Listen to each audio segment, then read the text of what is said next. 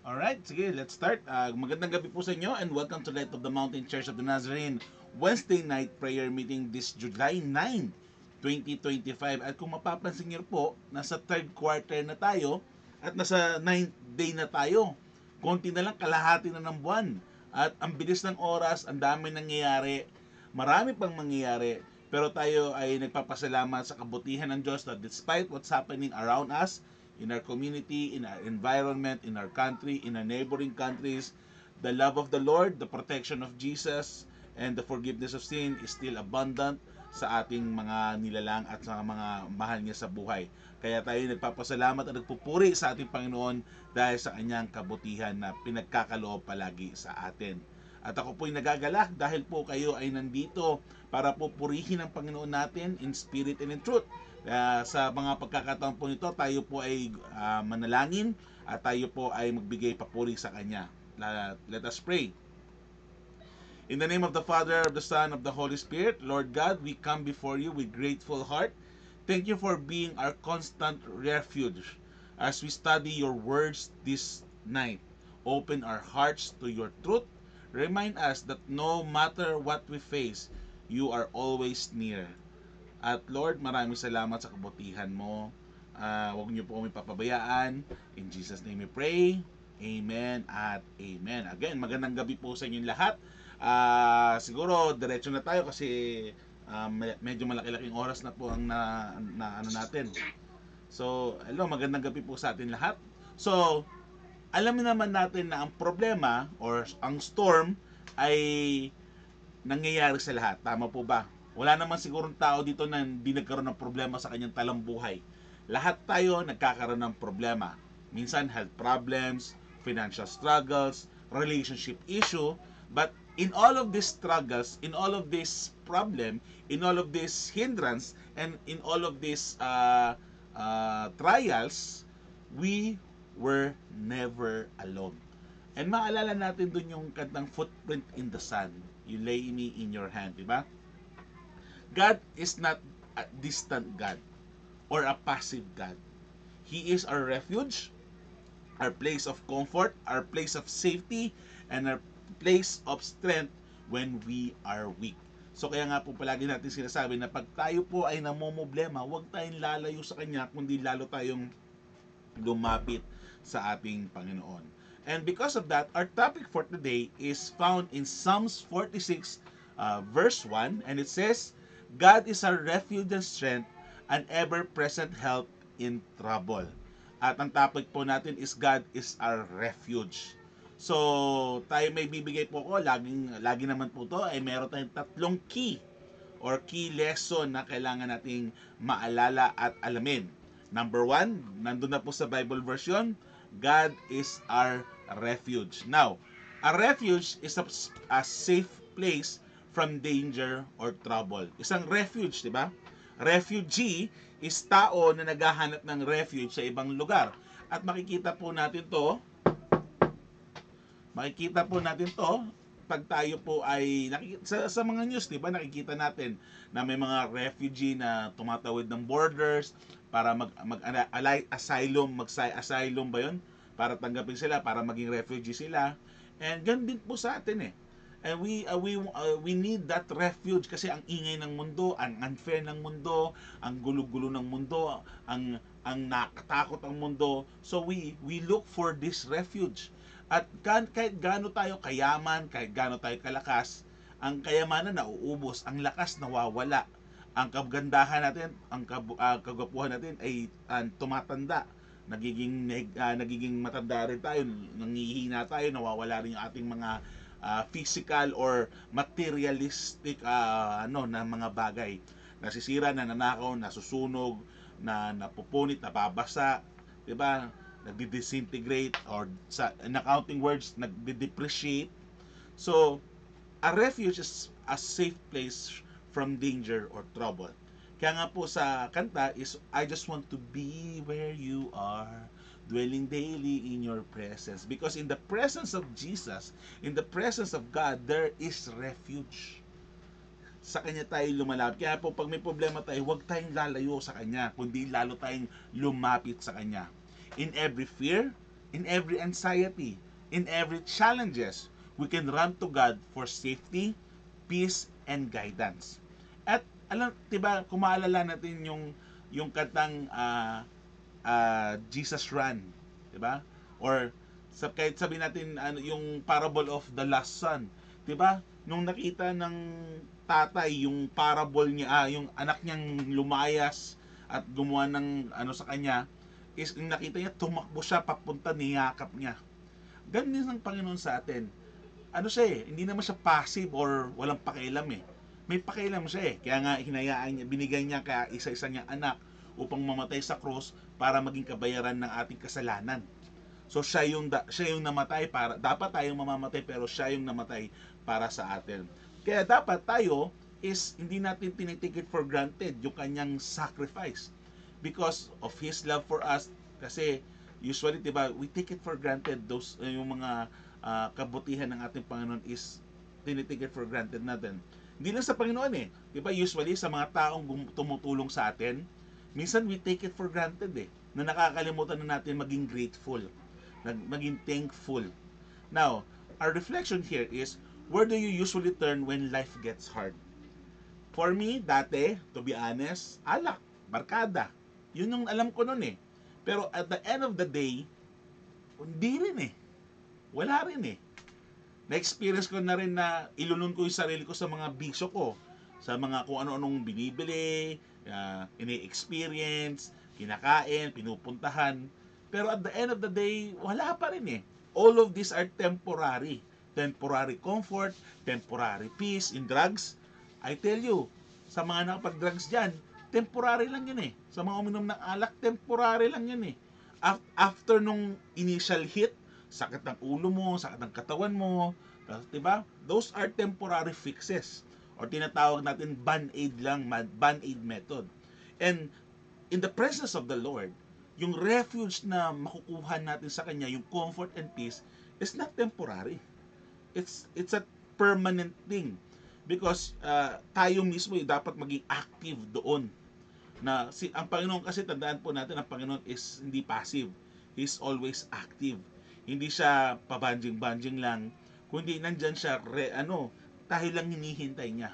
So always remember, when things get hard, don't don't turn your back to Jesus, don't turn your back to God, kundi lalo tayong lumapit sa Kanya, tumutok tayo sa Kanya at tumakbo tayo papunta sa Kanya. Kasi God is greater than our sin. God is greater than our weaknesses. God is greater than our limitation. Wala siyang katulad. Yung pagmamahal niya talaga totoo, tapat, tunay, noon, ngayon, at magpakailanman. And don't forget how much He loves us. Pero syempre, wag naman natin i-take it for granted yun. Wag naman natin i-take advantage yun. Mahal naman ako ng Panginoon. Hayaan ko na ganito na lang ako. Pag mamamatay na lang ako, saka ako magbabago. Wag ganun. Syempre, may mga rewards pa rin yan, and etc. But, bottom line, God is our refuge. Number 2, God is our strength.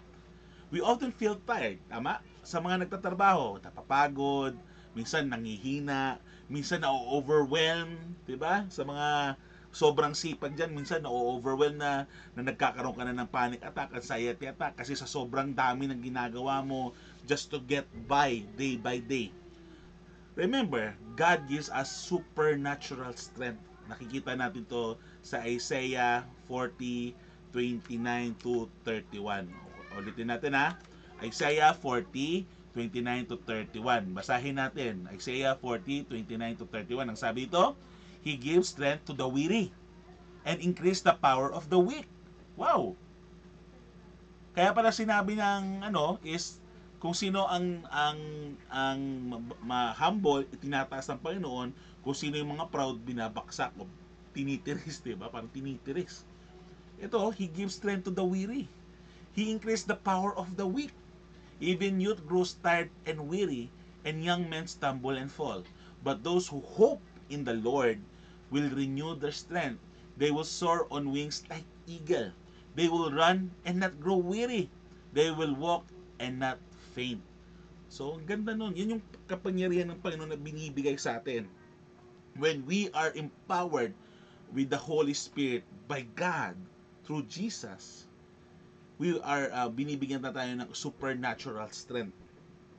What is this supernatural strength? As a strength of yung wisdom, of healing. Kaya nga minsan, 'di ba, kung mapapansin mo, yung mga disipulo nung at that time, during those times, kasi sobrang unfair ng mga tao noon eh. Ngayon kasi, to be honest, half-hearted ang mga Kristiyano ngayon. Tamaan na tamaan, bato-bato sa langit, ang tamaan huwag magalit. Madami sa atin, minsan din ako, half-hearted tayo sa ministries natin. Half-hearted tayo sa ginagawa natin para sa Panginoon. Kasi parang, alam mo yun, parang wala lang. Wala akong magawa. Yung ganun na talaga eh. Diba? Alam yun, most of us, or majority of us, when we do things for the Lord, half-hearted. Kaya hindi natin nakukuha yung benefit nung pagbibigay niya ng empowerment sa atin. God is our strength. Pero bakit minsan nanghihina ka? Pastor, tao lang naman ako eh. Yes, totoo. Tao lang tayo. At because tao lang tayo, hindi talaga natin kakayanin. Kaya nga kinakailangan natin si Jesus na pumasok sa ating buhay at ipamuhay natin, for He will empower us with His Holy Spirit to give us the strength to overcome challenges. Remember na we often feel tired, weak, and overwhelmed, but God gives us supernatural strength. We are not expected to face life in our own power. Hindi natin kailangan labanan or harapin ang buhay ng sarili nating kakayanan. Kasi hindi talaga natin kakayanin na tayo lang. Hindi natin kaya na tayo lang. Look at this, sa tayo dito. Sino lang na nandito? Sa dami na ng church, madami na tayo sa church, 30 plus tayo sa church. Pero sino na tayo? 1, 2, 3, 4, 5, 6, 7. Diba? Out of 30 plus, 7 lang ang nagpe-prayer meeting. So, it gives you the siguro iba busy, yes, maintindihan natin busy. Yung iba, lahat naman tayo busy. Lahat naman tayo may ginagawa. But I really appreciate you guys for sticking out and being here tonight. Because this is the time na nagkakaroon tayo ng Bible studies / prayer meeting na po ito. Hindi lang po to regular prayer meeting. Kaya minsan napapatagal tayo kasi kailangan natin explain. Mas maganda nga po kung nagsasalita rin kayo, nagbibigay kayo ng insight nyo. Kasi doon din po kayo mag-grow. At kayo mismo, you must be hungry to the word of the Lord. You must have the appetite to read the Bible, to pray every day. And because of dami kasing responsibilities, ang daming trabaho, ang daming ginagawa, na nawawalan tayo ng time. But remember to make time. Because making time to Jesus, to God, gives you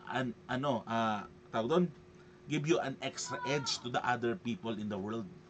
Now, again, hindi natin kailangan labanan ng buhay mag-isa. We can trust the Lord to give us the strength, to empower us with His Holy Spirit, so that we may be strengthened and magkaroon tayo ng lakas to overcome and to overcome challenge and to break our limits, to break through. Sabi nga. So, is there a burden you are carrying today that you need to surrender to God for strength? Kasi minsan, kaya po wala tayong breakthrough. Ulitin ko minsan kaya wala tayong breakthrough kasi may hindi tayo sinasacrifice. Paano mo sasabihin, Lord, pagalingin mo ako, pero yung ginagawa mo, kaya ka nagkaroon ng sakit na yon, hindi mo tinitigil, so paulit-ulit na yung sakit mo. Paano kayo i-bless ni Lord na mawala yung sakit mo? Kung yung ginagawa mo in the first place, kaya ka nagkasakit, patuloy ka pa rin. Ganon din sa kasalanan.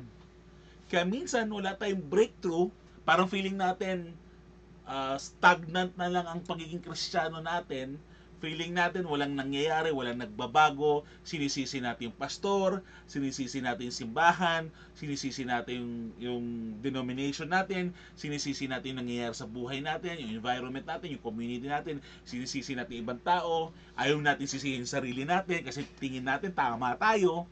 Kaya hindi tayo nag-grow. Kasi we are band-aid or naka-bandage tayo sa kasalanan, making us blind to what is real. We need to sacrifice some things in order to grow. Alam niyo po ba ang puno? Ang puno minsan, para lumago, kailangan putulin. Alam niyo po ba, pag pinutol niyo yung puno, kunyari, ganyan yung puno, isa lang. Pag pinutol niyo yan, magba-branch out yan, magiging dalawa. Pag pinutol niyo yan, magba-branch out yung isa na yon, magiging dalawa o tatlo, kabila, tatlo, apat. Ganon din tayo eh. Sometimes we need to be cut down. Ang tawag natin doon, pruning. Diba? Palagi natin sinasabing pruning na word. Para for us, in order for us to grow. Ngayon, ang tanong doon is, ano yung kailangan mong tanggalin sa buhay mo for that breakthrough? May kasalanan tayo eh.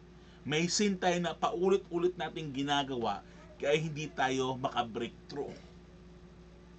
May mga kasalanan tayo na paulit-ulit, hingi ka ng patawad, pinatawad ka, uulitin mo na naman yung kasalanan na yon, kaya hindi tayo nagbabago. Walang nangyayari. What is that thing that you need to surrender to Jesus, to God?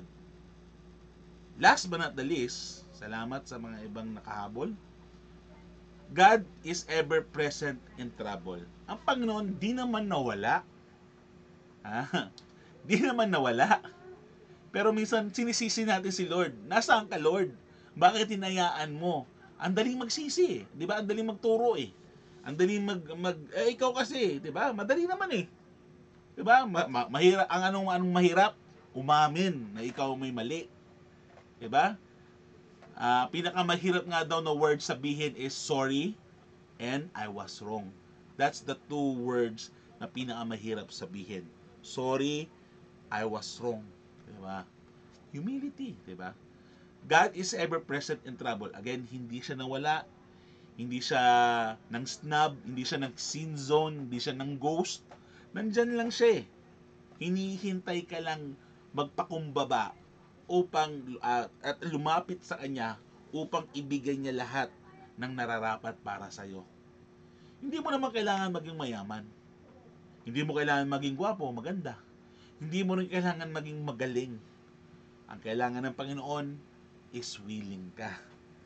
Kasi kung ang galing mo nga, ang yaman mo nga, ang gwapo mo nga, ang dami mong followers, ang dami mong connection, pero hindi ka naman willing sumama sa Kanya at magpagamit para sa Kanya, wala rin kwenta lahat yon.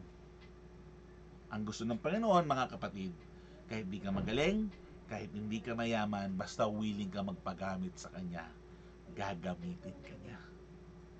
And that is what really matters. For our life to be used for the glory of the Lord. That's the highest praise that any person can achieve, to be used for the glory of the Lord. And fine, yes, minsan hindi natin makukuha yung reward natin sa mundong ito.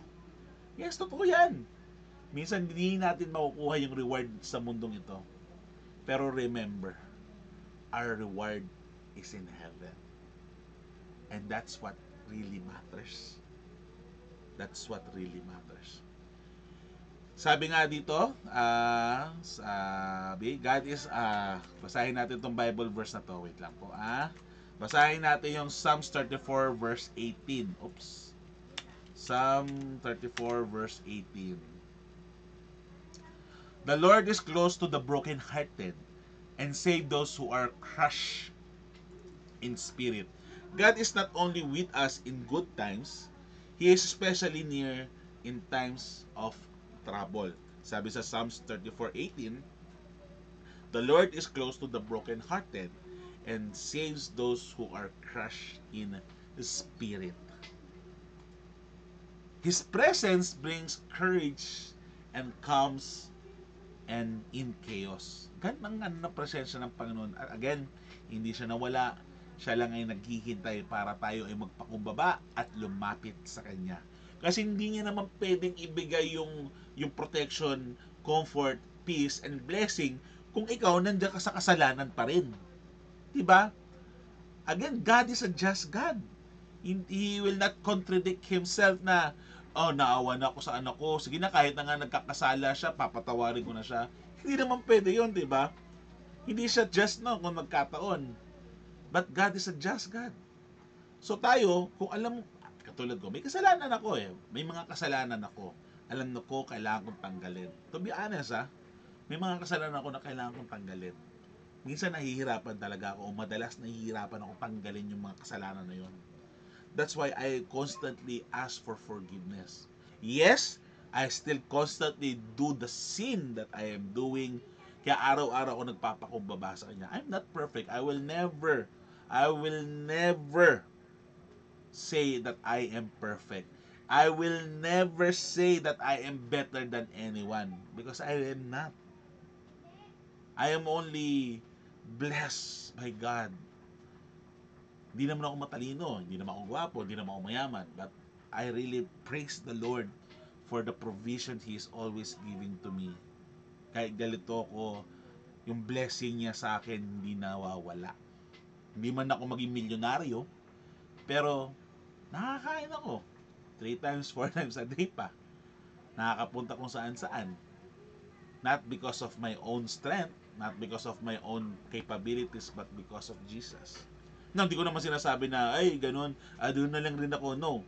Ang gusto ko pong sabihin is, I am not dependent on my own strength. I'm dependent on Jesus. It's not me, it's Him. Kaya nga ako lagi nagpapasalamat. Again, I'm not perfect. I'm not perfect.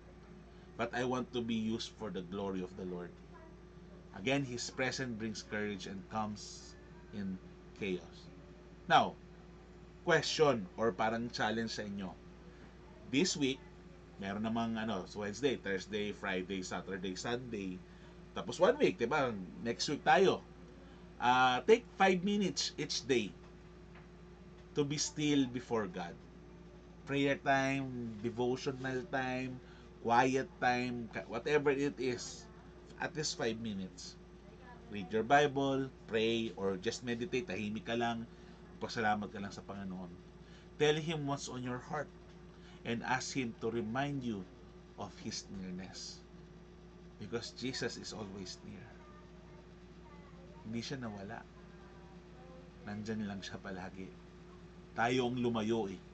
Tayo ang nawala. Tayo ang nagsangtabi sa Kanya. So again, this week, whenever you feel this week, whenever you feel fear or stress, declares Psalms 46 aloud. Ano ba yung Psalms 46? Basahin din natin. Nasaan na ba yun? Psalms 46. Psalms 46 verse 1. Basahin natin ito, Psalms 46 verse 1. God is our refuge and strength and ever-present of help. Okay? Let His truth ground you in faith and not in fear. Because remember, Jesus give us not a spirit of fear, but a spirit of faith. Tayo manalangin. In the name of the Father, of the Son, of the Holy Spirit, Father, thank you that you are our hiding place and strength. Help us run to you first and not last. May we feel your presence in every trial and trust in your power. Bless each person here tonight and guide us through the rest of the week. In Jesus' name I pray. Amen and amen. Dyan po nagtatapos ang ating maliit or short message this evening. And I hope and pray that you have been encouraged and challenged at the same time. And if needed, have been rebuked out of love so that we can align our will to the will of the Father, of the Son, and of the Holy Spirit. We do this because we believe that prayer is effective, efficient, relevant, powerful, and prayer works. So please pray for one another, pray for each other, and pray. Yun lang, just pray. Hindi mo nung kailangan madaming sabihin eh. Minsan katahimikan mo lang, as you meditate or pour out your heart to the Lord, it's all it matters. Hindi mo kailangan ng English, hindi mo kailangan mag-Hebrew or Greek.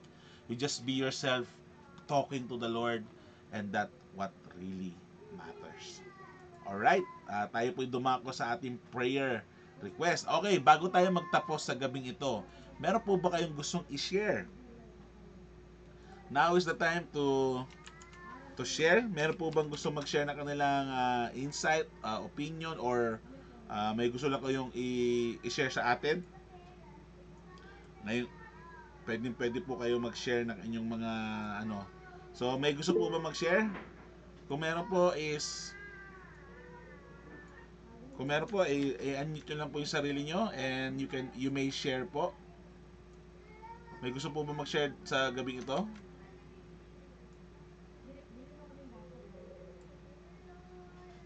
Wala po ba? Wala po gusto mag-share? Okay, kung wala na po, tayo po idadako sa prayer. Ano nangyari sa mouse ko?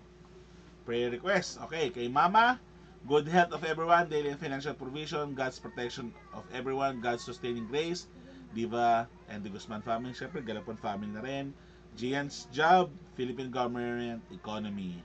We also pray for Ronald, guidance, good health ni Papa, and protection sa kanyang pag-araw-araw, good health ni Eloise and her family, at ganda rin si Ronald, Panginoon.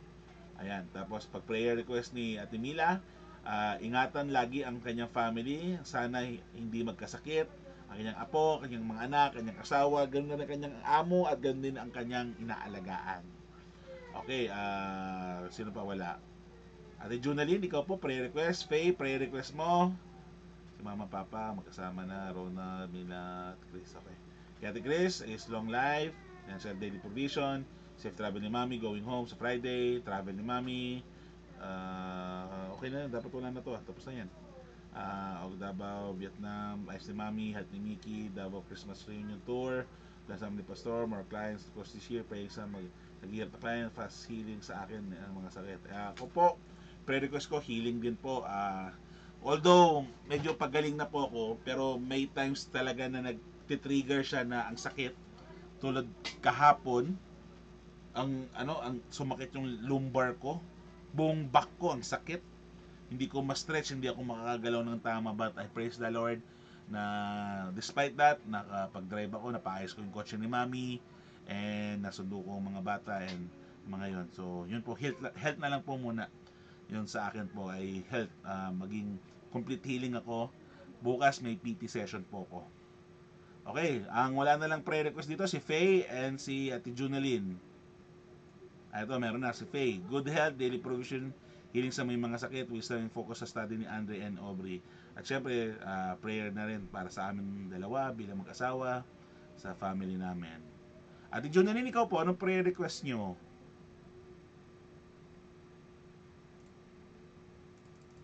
Prayer request po? Sige, ihabol na lang Ate Junaline if ever may prayer request kayo po. Okay, tayo po yung manalangin sa gabing ito. Meron po bang gusto manguna sa panalangin natin sa gabing ito? Sige, next time na lang po Next time po ay isa-isa tayo magpipray, then katulad ng dati, tapos ako po magko-close. But for now, sige, ganito na lang po muna tayo. Ako na lang po muna ulit. So tayo po yung manalangin. In the name of the Father, of the Son, of the Holy Spirit.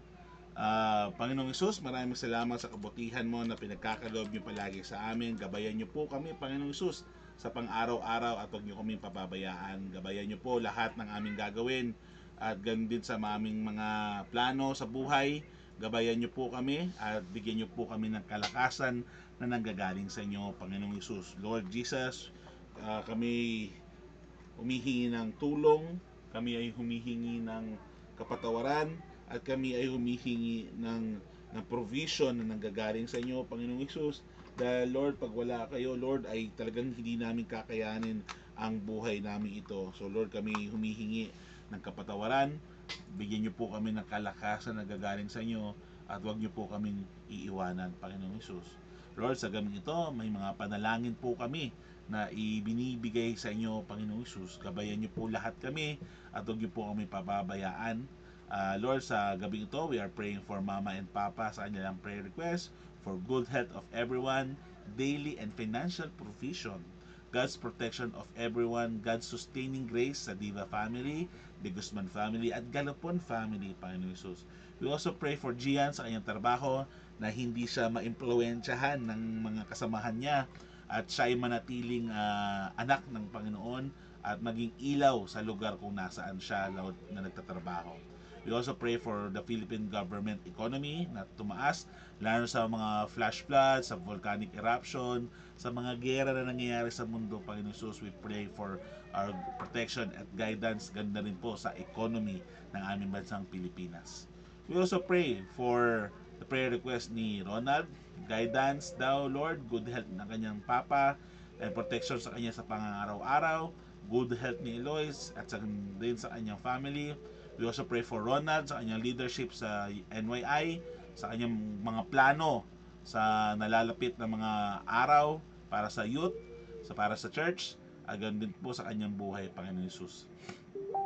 We also pray for Ate Mila sa kanyang prayer request na ingatan lagi ang kanyang family, na sana hindi magkasakit, protektahan niyo po at huwag niyo silang papabayaan, kanyang asawa, kanyang anak, kanyang apo, ganoon na rin po siya mismo, Panginoon, si Ate Mila mismo, protektahan niyo ang kanyang amo at kanyang inaalagaan.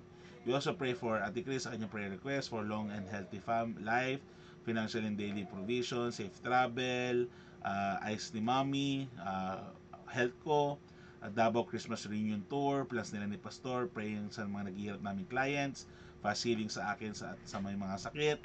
We also pray for the employees ng FBDiba as a company, ganoon sa mga trabaho na meron kami, Panginoon Jesus.